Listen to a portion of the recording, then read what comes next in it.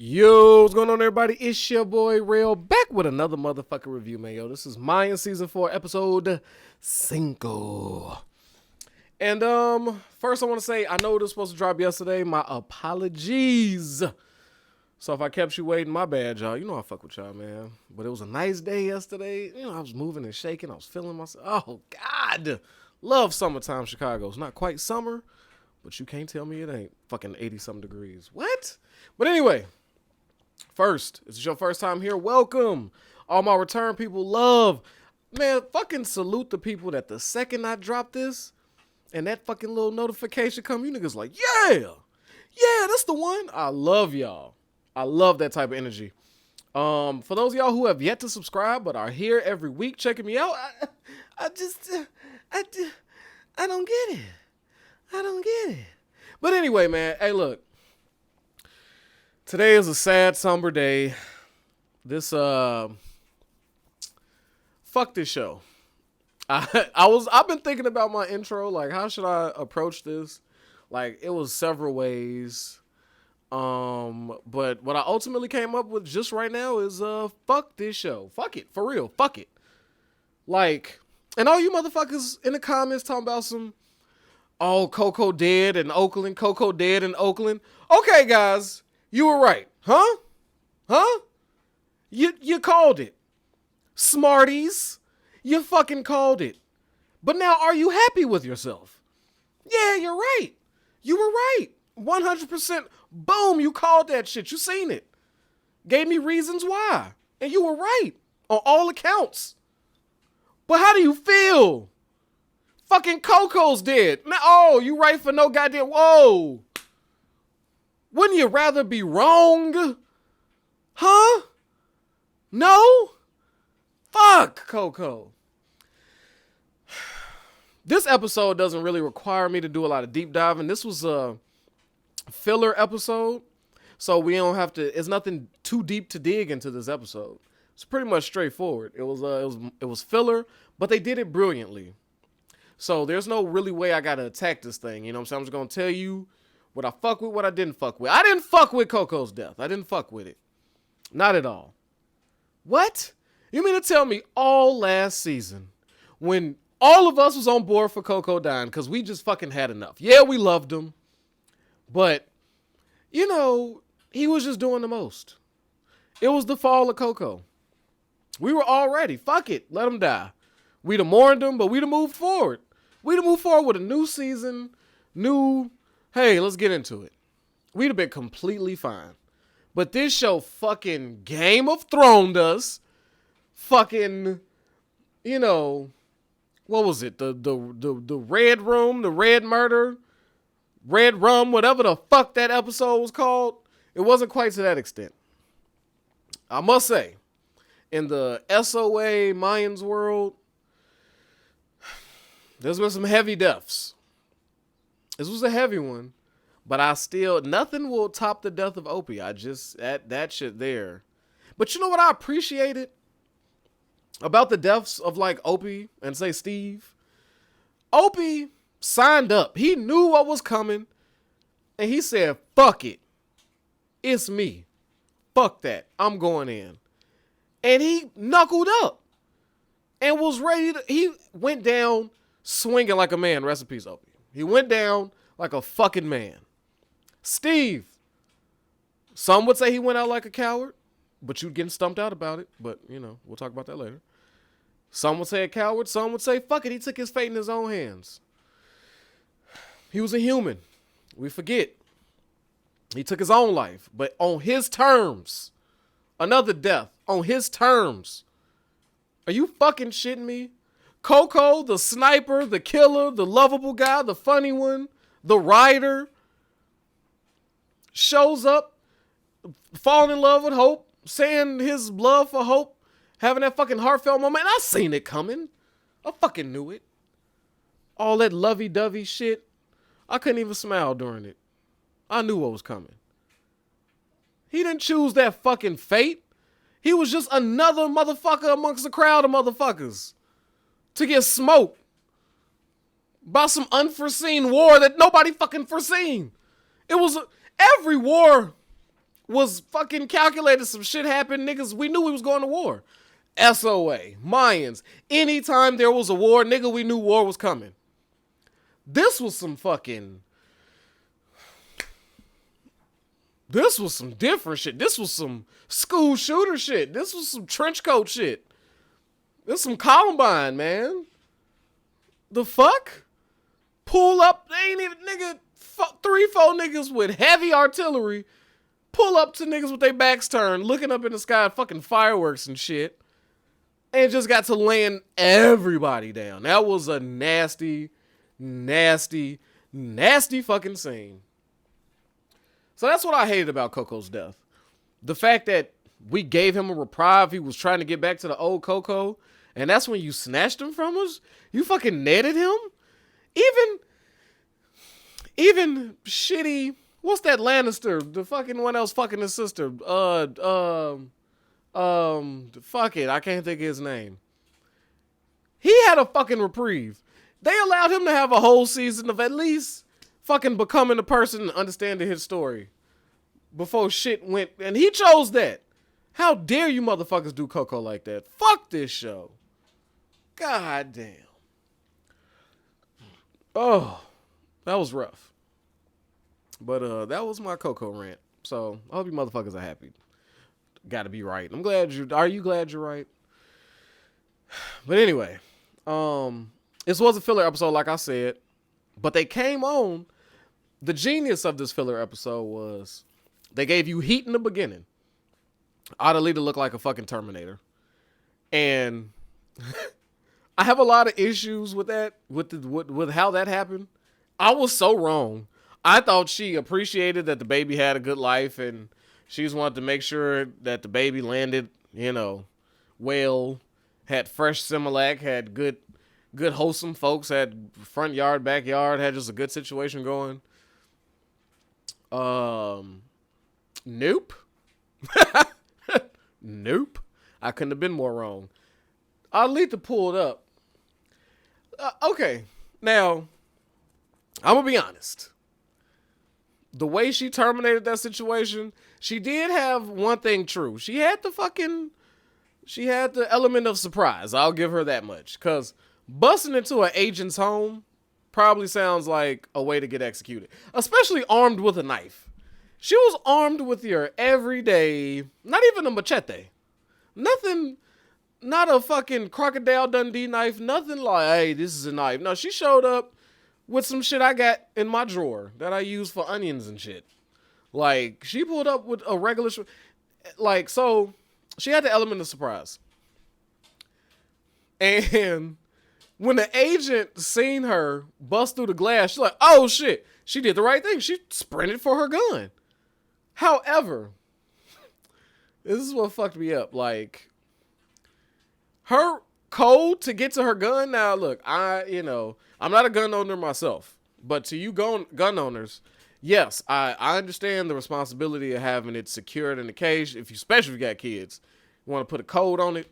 But my thing is, why this bitch code is a telephone number?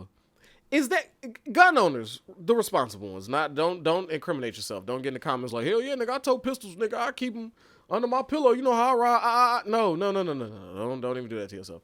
I'm talking to the responsible gun owners that have fucking the thing in the safe. In an instance, answer this for me. How many digits is y'all code? Is this typical? Bitch ran to the thing, put about a phone number and zip code into the fucking thing to get the gun out. By that time, she done bust through. So my confusion is, like, 9 times out of 10, most codes are 4 to 5 digits. You know what I'm saying? Your PIN for your fucking important shit like your money. It's like 4 digits. Your telephone might be 5. 5 numerical digits. 4 to 5. Is that normal? Is that regular? Did she set it for that many fucking digits? Like, well, that backfired. I'm just curious. Like, I just want to check the legitimacy because I'm like, what the fuck is, get a 4-digit joint. Do. I got my gun. By the time this bitch thought she was finna get at me with her knife, 4 digits later, bang, bitch. Oh, what you doing in my kitchen?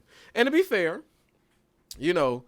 I can see that happening. If y'all tell me like it's yes, that's regular rail to have a key that long. Yeah, and I could kind of see because I mean, if you at your house, the chances of a Mexican resistance leader using your fucking rocks that you purchased from Home Depot, your own fucking rocks, to bust through your window and come charging at you, stabbing the shit out you with a butcher knife, is probably 1 in a million.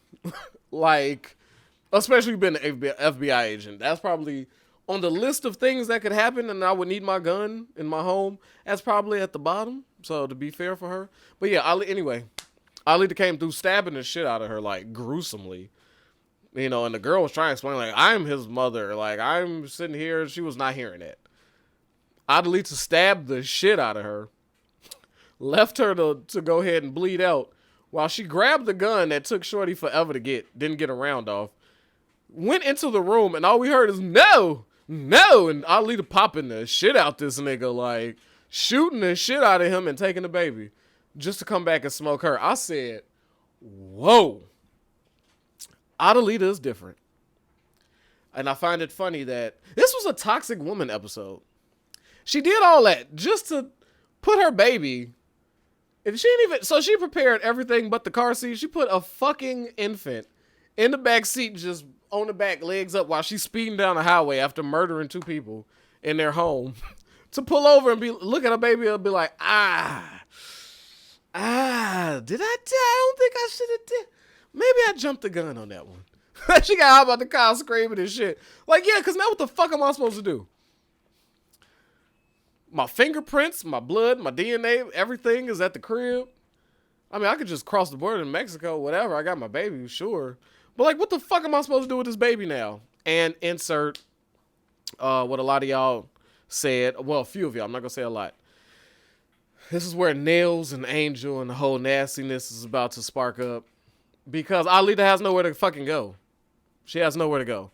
Only person she knows with a fucking home and a bathroom and a shower is fucking Angel. This side of the fucking border. So yeah, she's gonna go to Angel. And yeah, ruin fucking Nails' life. Like, Nails is fucked. Now to the new subscriber who came and said that this is probably when Nails links up with Hank. You're probably 100% correct. I see that happening. So I'm gonna steal your hot take. Yes, Rail is still in it, but I'm giving props. It is what it is.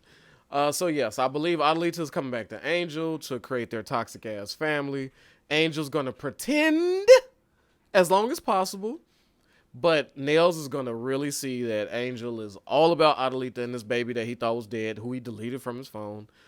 That's still stored in the iCloud, so I don't really mean shit. And yeah, and then that's when Pop's gonna come through. Like, nigga, seriously?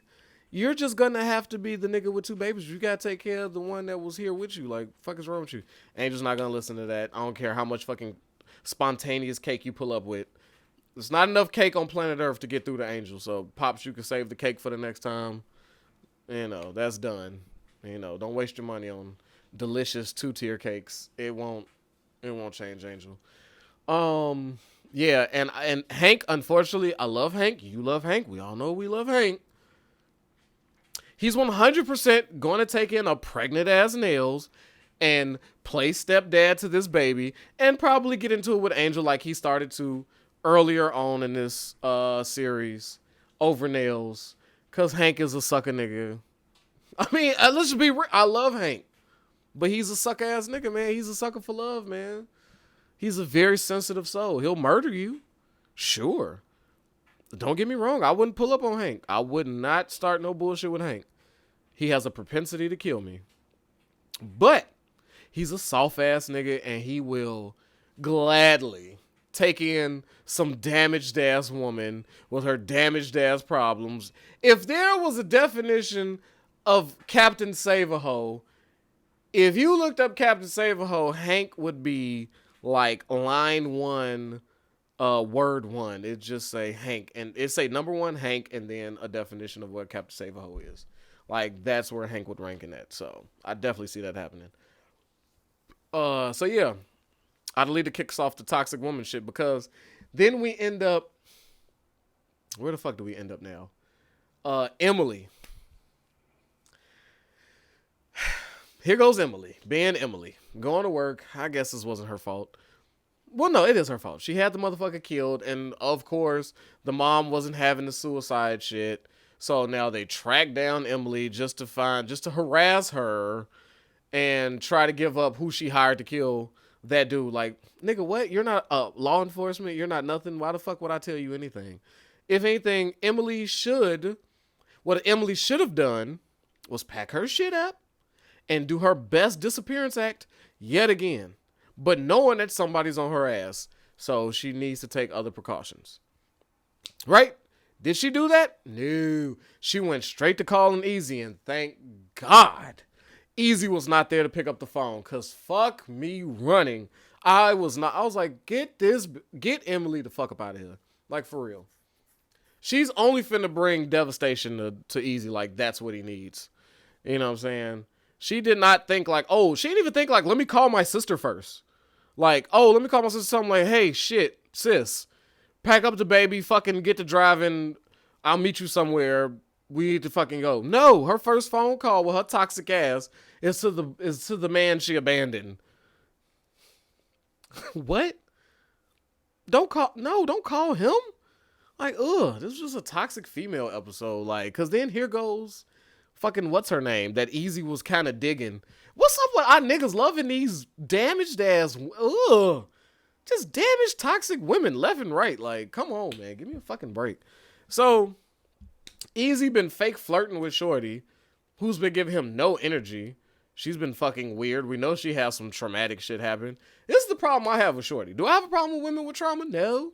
We all go through our shit. But there is a delivery process. Like, there is some fucking thing called, like, coof. You know what I'm saying? Like, this woman clearly lacks. Put yourself in Easy's situation. This was probably the nastiest shit I've seen this episode. Easy comes over to thank this woman. Did he really want to thank her? No. Was his main objective to take her out? Sure. He has some interest in him. There's no Emily. There's no, what's our baby? Gabby. There's no Gabby. There's no Emily. Ain't no ass. The only female in his life is a fucking dog, right? So he's looking for some ass. He's a young virile man. I'm not mad at him. Sure, he does look good. I get it. Okay. So he pulls up to holler at old girl. He's like, hey, yeah, thanks for everything, you know. I wish there was a way to repay you. I'd like to take you out to eat, you know, like a gentleman. He approached her very nicely, thanked her for her services, offered her some dinner. All the bitch had to say was no. I mean, no, I'm going through a lot, bro. I appreciate it, though. Thank you. Well, no, that would have been too normal. Instead, she had him hold a dog to help assist him in murdering a dog. I didn't even know what was going on until she fucking kissed the dog and said, hey, my bad, bro. I was like, whoa. I know there's no way this nigga didn't think that this dog was just getting his daily shot and vitamins. I said, did this bitch just, like, volunteer me to kill a dog with her? Like, what? So that was fucked up, shorty. Then to get into some whole spiel about your daughter and how you were negligent and drunk, got out of bed, went on that adventure to the pool to which she never returned. Now you got a dead baby. So you give me a story about a dead baby, depressing, while holding a dog that I'm assisting in killing. Whoa, did you see Easy? He was like, what? What the fuck did I just wanted some flautas, bitch. You know what I'm saying? What? I was like, oh, okay. So she's a complete piece of shit. Only for her to return with some, I'm sorry, pussy. Tell the nigga, I got nothing to give you, brother. I was like, good. Cause you clearly, you're a serial killer. If it was a one motherfucker I'd be terrified of, it'd be her. Lay down her. I would never go to sleep next to this crazy bitch. Did you kidding me? So she come apologizing with pussy, which is the number one toxic shit. Any nigga in any relationship can relate to this. I don't care what the fuck your color, your creed, your nationality. I don't give a fuck. This is some man shit. Ladies, you're just gonna have to hear this. Stop. You cannot punish us with pussy, and you can't apologize with pussy. You can't just be on some, I'm wrong, so what? And now we mad cause you was wrong and we justifiably mad at you.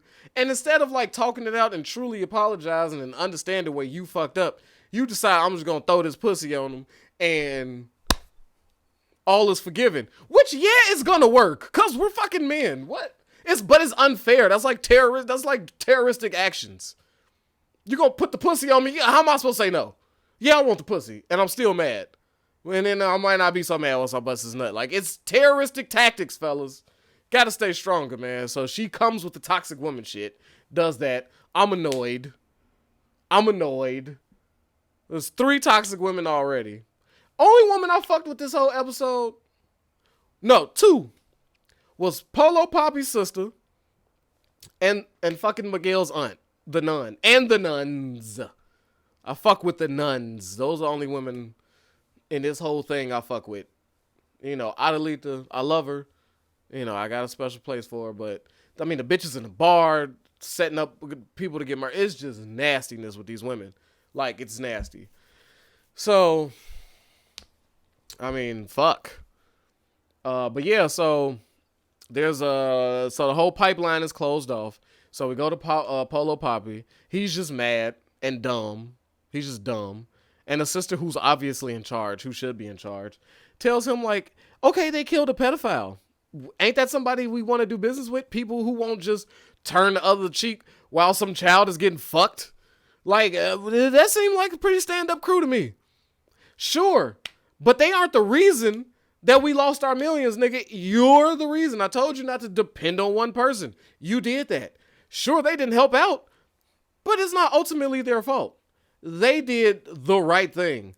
So give them drugs because we need all the money we could get right now because you fucked us. And he's like, I'm going to choke them. They're not going to get shit. We're all just going to be broke. So yeah, he's no fucking Miguel. I'll tell you that. I don't know what his skill is outside of torture, but yeah, he doesn't seem like he's long for this world. He's got some issues.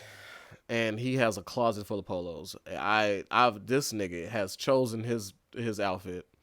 He has them in a variety of colors too. Like I just wait every episode to see which color polo he coming with. That's pretty much what I'm signed up for at this point.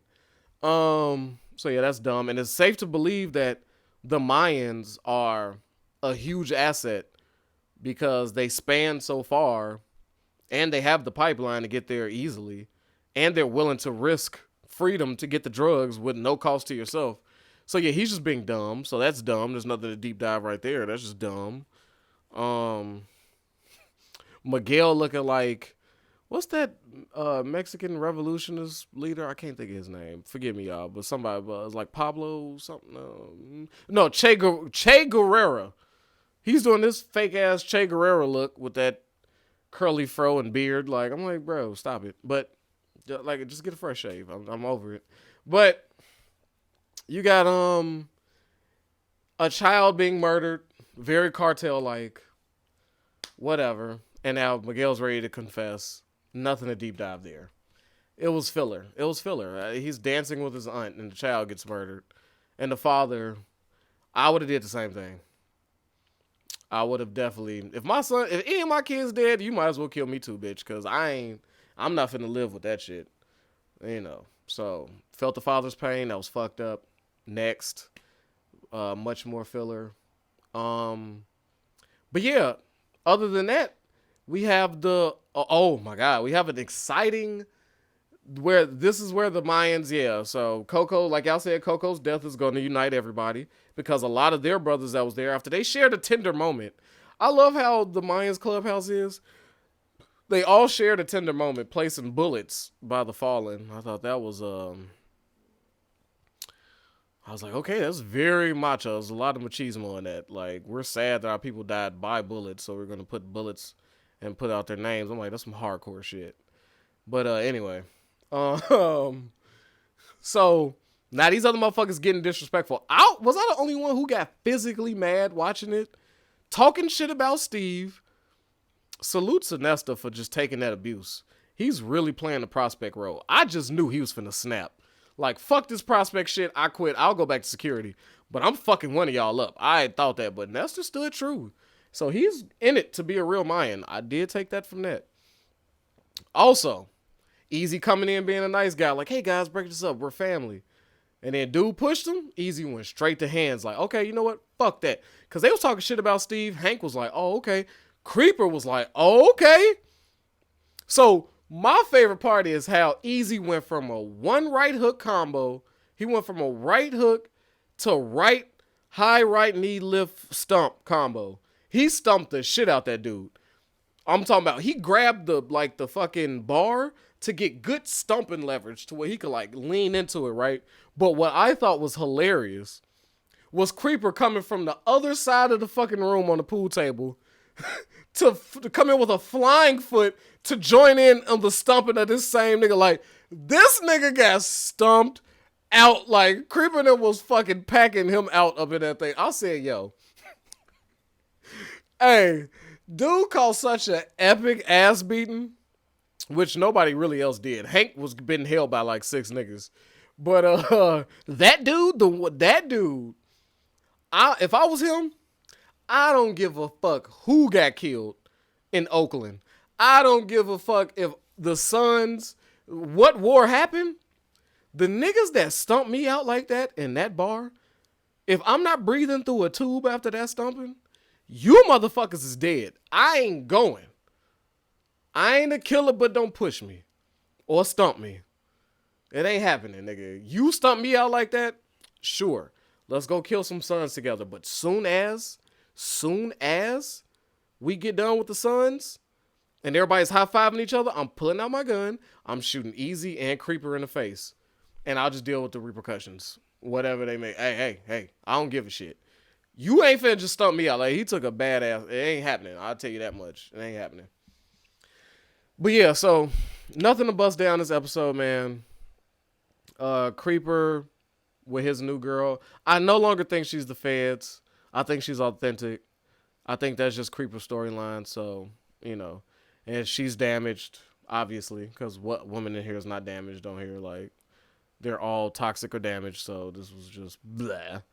You know, Letty. Where the fuck is Letty?